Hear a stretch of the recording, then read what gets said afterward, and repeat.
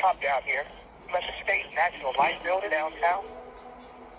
A wife, she's an attorney. I left her work in the office last night. Just came down because I Hey y'all, hey, it's your girl Kat and I'm back with another video. Alright, so this was a little different. I am showing my face with a little grace and gratitude. Okay, but okay guys, so this man right here who you are seeing, his name is Greg Harris. See him? Okay, well, Mr. Harris did something really bad. Let's get into it. Okay, guys, so as I stated earlier, this man's name is Greg Harris. He was the estranged husband of Miss Chiquita Tate. Now, background on Miss Chiquita Tate, she was a defense attorney who was murdered in 2009. She was a high-powered criminal defense attorney, and she had been working a high-profile murder case at the time of her death. Now, first thing first, I definitely want to say rest in peace to Miss Chiquita Tate. She definitely did not deserve the way that she was killed. And it's very sad on what happened to her, and condolences to Miss Chiquita Tate's family.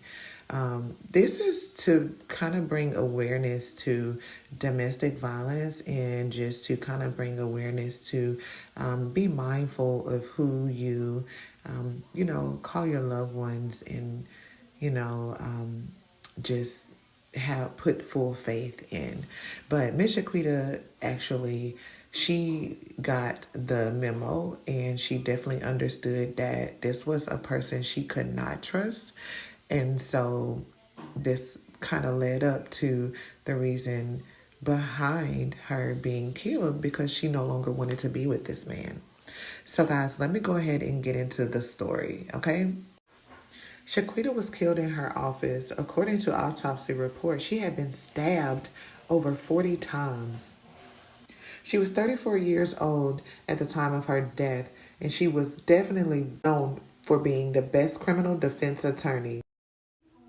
Chiquita had came from a family without a father and a mother. With good grades, she was accepted to the Southern University Law Center in Baton Rouge. Chiquita loved law so much that she even got it tattooed on her back, which stated Lady Justice. Her sister Danita worked as her legal secretary. Chiquita's clients have been described as among the most ruthless of criminals. On the night of Chiquita Tate's murder, she was representing brothers Danico and Darius Duhart in the 2007 murder of Jason Formey. It is said that these brothers are the baddest dudes in Baton Rouge, and they were accused of beating and burning a man to death. Chiquita represented Danico in the murder case. Furthermore, they got out of the state, ultimately dropped the charges against the brothers. However, they were up to go to trial, and one of the main witnesses in the crime turned up dead.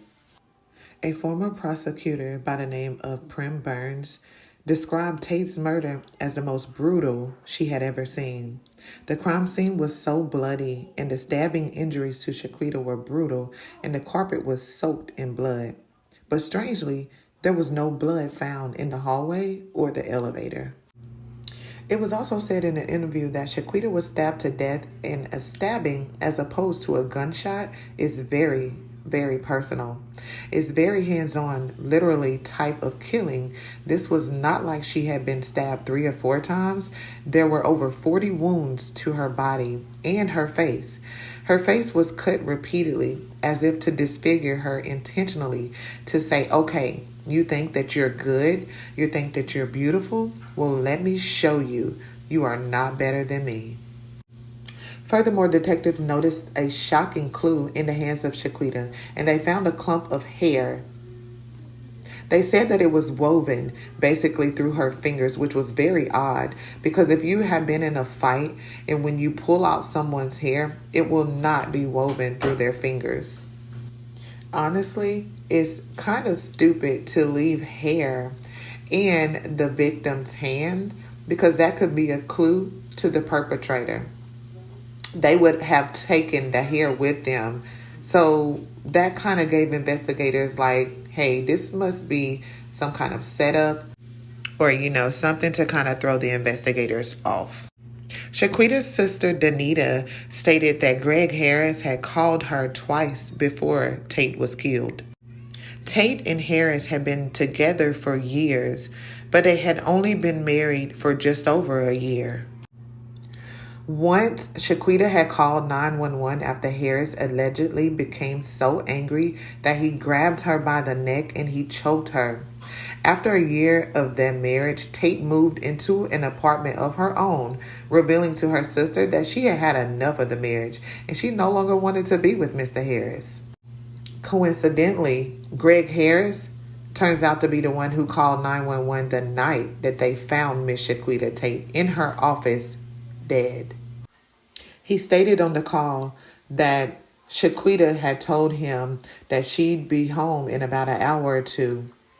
And then he stated that after calling and calling and calling her and he could not get a hold of her, that's when he went down to the office and found her. His words were, "I just came down because when I woke up this morning, she still did not answer the phone. So I just came down to see where, what was going on." Wow. At the scene, Chiquita still had on a beautiful diamond engagement ring, plus a beautiful watch and diamond-studded earrings. However, Chiquita Tate's wallet was found at a place called Gardere Lane, which is supposedly a terrible, terrible place where a lot of robberies and everything like that happen at. So yeah, that's where her wallet was found. But what's weird is that her credit cards were still inside of her wallet. It is said that area is the same town of where the brothers Daneko and Darius Duhart hung out. So those, if you remember, those were the brothers that she had been representing in the high-profile case. So it kind of seems like whoever did this was trying to point the fingers at those brothers. But we all know that did not work, Mr. Harris. So yeah, the truth always comes to the light. And investigators, I will say, they did a damn good job for this DA prosecutor, Miss Chiquita Tate. The investigators even tricked Mr. Gregg by suggesting that the cameras where he drove were tracking his movements.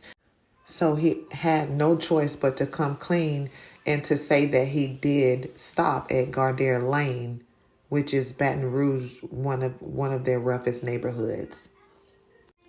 He ended up telling investigators that he stopped there to buy some kind of steroids, but the person who he stated that he bought steroids from did not cooperate with that allegation. They basically stated that he has never bought steroids from them.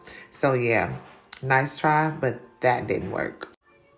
Also, investigators found blood splattered glasses in Greg Harris's car. He also had scratches on his body. And then detectives hammered him when they found a bleach bottle that they found at his house that had a mixture of Greg's and Chiquita Tate's blood on it. It was at that moment when investigators charged Greg Harris with the murder of Chiquita Tate. The judge eventually sentenced him to 40 years at hard labor. On June 19, 2020, Harris was still asking for an evidentiary hearing as well as a new trial in the 2009 stabbing of his wife, but that was all denied.